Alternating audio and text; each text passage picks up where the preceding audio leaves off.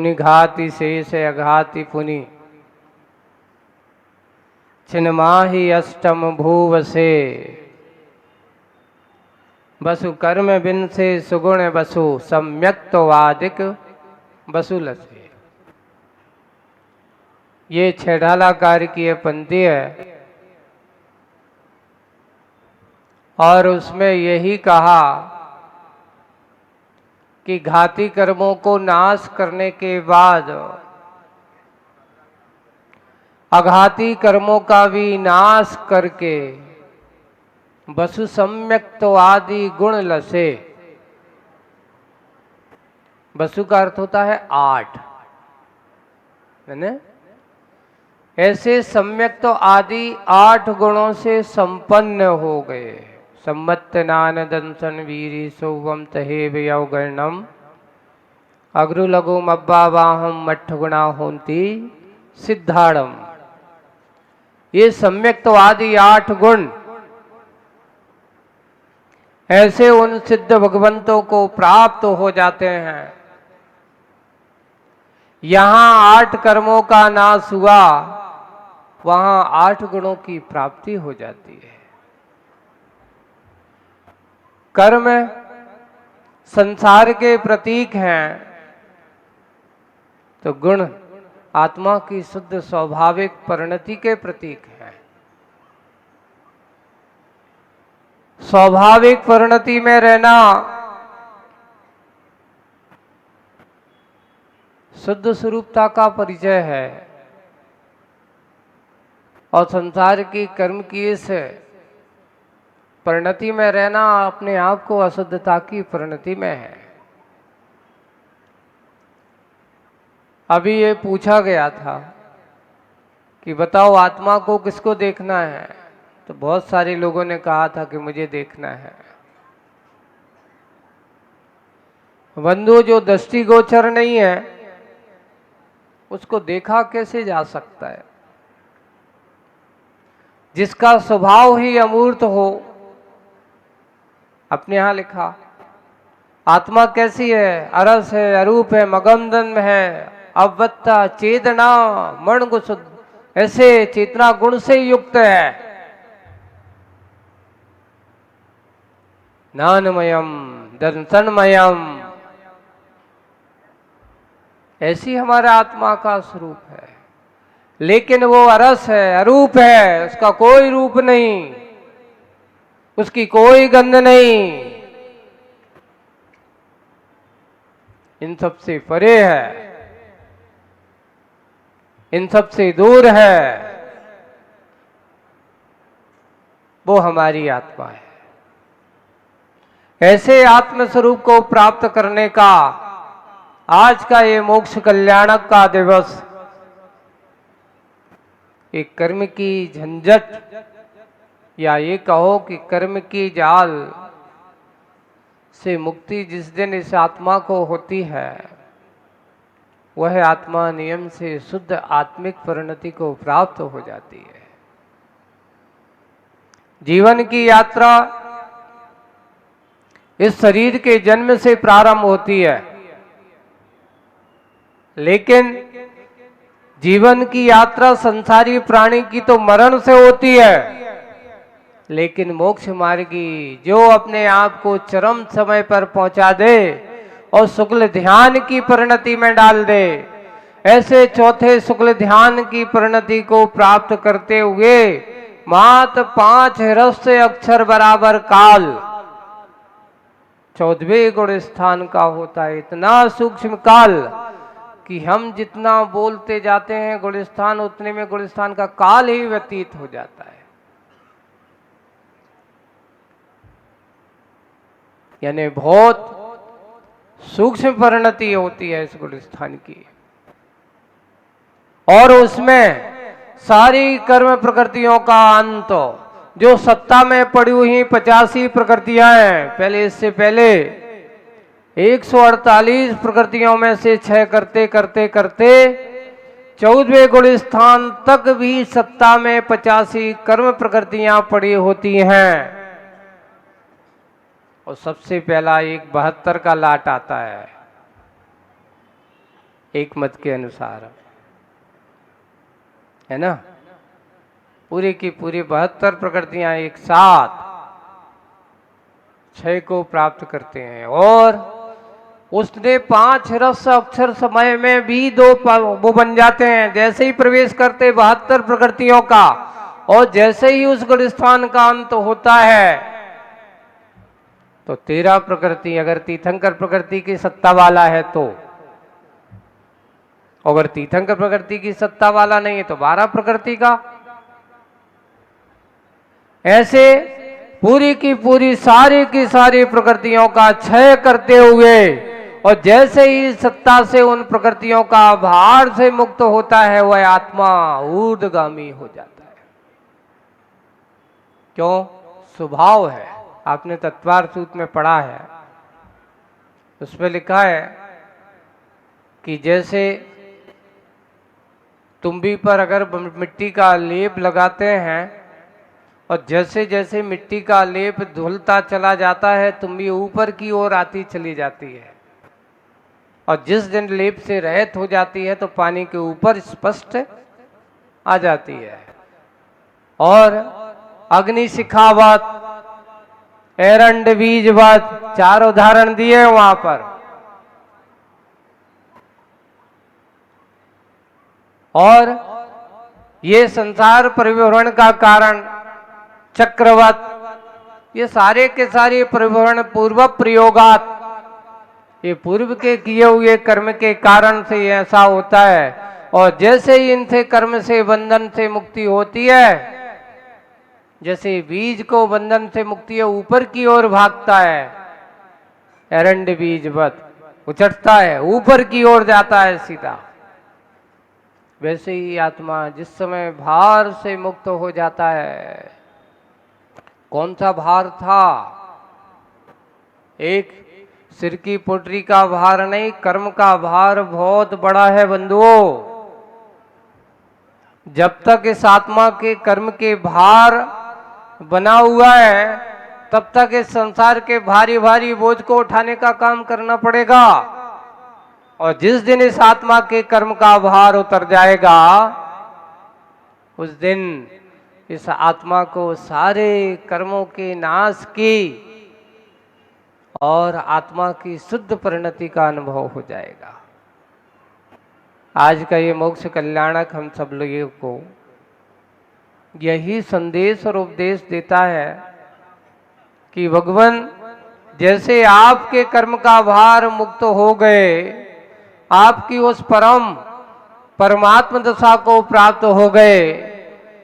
सकल परमात्मा कल बने थे, आज निकल परमात्मा पद को प्राप्त हो गए। परमात्मा के 2 रूप बताए, एक सकल परमात्मा अर्थात अरहंत अवस्था, जैसे कि कल केवल ज्ञान प्राप्त किया, और केवल ज्ञान प्राप्त करके कल सकल परमात्मा पद को प्राप्त किया था। उस शरीर में रह करके उस परम केवल ज्ञान को प्राप्त करके उस समोषण विभूति को भी आपने प्राप्त किया था। आज उस समोषण विभूति को छोड़ करके और सब कुछ संसार की मोह माया आदि को छोड़ करके, जो एक कल अर्थात शरीर, इस शरीर के बंधन में ये आत्मा पड़ा हुआ था। बार बार इस संसारी आत्माओं को नाना प्रकार के शरीर के बंधनों को स्वीकार करना पड़ता है, शरीर के बंधनों में रह करके इस आत्मा को जीना पड़ता है। ऐसी उस आत्मा को शरीर के बंधन से मुक्ति मिल गई। हमेशा के लिए रहिए अनंता अनंत काल यथा तथा पर शिव नए। अब वहां से कोई आना जाना नहीं होगा, वहां से पुनः आगमन अब नहीं होना। वहां पर तो अब अनंता अनंत काल कोई अंत नहीं, अक्षय अनंत, अक्षय सुख जिसका कोई क्षय नहीं है। ऐसे सुख को प्राप्त करके आत्मा की उस शुद्ध परिणति को प्राप्त आपने कर लिया है। ऐसे अनंता अनंत सिद्ध परमेष्टि भगवंतों को हम बारंबार नमस्कार करते हुए यही भावना बातें हैं, भगवान जैसे वो परिणति प्रत्येक आत्मा को कब प्राप्त होगी तो इतना निश्चित है, किसी दूसरों के कहने से दूसरों के करने से तुम्हें मोक्ष मिलने वाला नहीं है। हमारे भगवान आपको उपदेश को मोक्ष का स्वरूप को बता सकते हैं, सिद्धों के स्वरूप का कथन कर सकते हैं, लेकिन पाने का पुरुषार्थ तो हमें स्वयं करना होगा। क्योंकि हम अगर पुरुषार्थ करेंगे तो मोक्ष की प्राप्ति आपको होगी, हमें होगी। किसी दूसरों के पुरुषार्थ, भगवान ने पुरुषार्थ किया, उन्हें मुक्ति पद की प्राप्ति हुई है। हम पुरुषार्थ करेंगे तो हमें भी मुक्ति पद की प्राप्ति होगी। ऐसा पुरुषार्थ मेरे जीवन के काल में कब आएगा? वो दिन भी आएगा जिस दिन मुझे भी ऐसे मोक्ष पुरुषार्थ करके मैं भी मुक्ति का भाजन बनूंगा। ऐसी भावना भाव और ये भाव कि भगवान मेरे अंदर ये भवितव्यता ऐसी हो, कहीं मेरे अंदर ऐसा परिणाम ना हो कि मैं कभी मुक्ति को प्राप्त ना कर पाऊं। अपने आप की भव्यता भव्यत्वपने को बहुत अच्छे से पहचानते हुए, जानते हुए और उसका अनुभव करते हुए भव्य जीव अपना आत्म कल्याण का मार्ग प्रशस्त करता है। आज इस मोक्ष कल्याणक के महामहोत्सव पर हम सब भी यही भावना भाते हुए यही कामना करते हैं कि ये 4-5 दिन, 6 दिन, 25 तारीख से आज 1 तारीख तक ये महामहोत्सव, पंच कल्याणक महोत्सव बहुत ऐसी भीषण गर्मी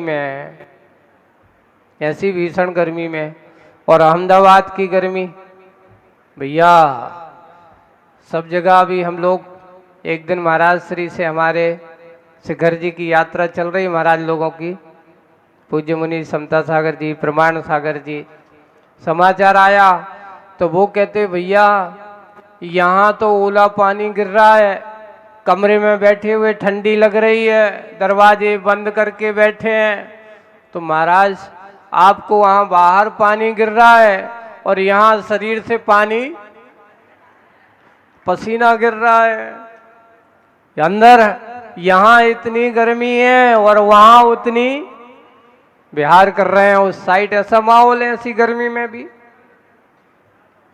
यही है प्रकृति। लेकिन इतना निश्चित है कि व्यक्ति की मनोभावनाओं की प्रकृति अगर बन जाए तो सर्दी गर्मी कोई बाधा नहीं कर सकती। और ये बात निश्चित है कि अहमदाबाद का ये पंच कल्याणक प्रतिष्ठा महोत्सव कहाँ छोटे महोत्सव से प्रारंभ करने का विचार था, ये महा महोत्सव बन गया। और देखो जब यहाँ बड़ा आपका आयोजन प्रारंभ हुआ तो इसमें मात्र अहमदाबाद का प्रतिनिधित्व नहीं रहा, यहाँ पर राजस्थान से भी लोग अपने मंदिर का, वहां पर भी एक नया मंदिर बना है बिल्कुल, यहाँ तो उसमें एक नई कॉलोनी में नए मंदिर बना करके राजस्थान के लोग भी वहां से शांतिनाथ भगवान की बड़ी प्रतिमा को लेकर के आए। उसकी प्रतिष्ठा का कार्य भी आज यहाँ पर हुआ और गोता वालों के मंदिर की प्रतिष्ठा भी। ये भी वास्तव में सत्य है कि जैसे जैसे भाव बनते हैं वैसे वैसे विचार अपने आप होते चले जाते हैं। हमने शुरुआत में भी कहा था कि गोता वाले तो आए थे तो महाराज हमारी वेदी बन जाए, भगवान की वेदी प्रतिष्ठा हो जाएगी और भगवान विराजमान हो जाएंगे। उनने कहा तारंगा में तो पाषाण की प्रतिमा का था, करते करते उनका मन हुआ कि नहीं, अब तो धातु की प्रतिमाएं, बड़ी प्रतिमाएं, वजनदार प्रतिमाएं, और कल वे प्रतिमाएं वहां पर वेदी पर विराजमान होंगी। कहां पर? गोता में। कल वहां की वेदी प्रतिष्ठा का कार्यक्रम भी होगा। आज शाम को हम लोग यहाँ से जाएंगे, भव्य जुलूस के साथ प्रतिमाओं का प्रवेश होगा और वहां कल भगवान विराजमान करने का कार्यक्रम प्रातःकाल किया जाएगा। ऐसा ये भव्य आयोजन का वहां भी कार्यक्रम हो गया। और फिर यहाँ आए तो देखो पंच कल्याणक का प्रभाव क्या होता है।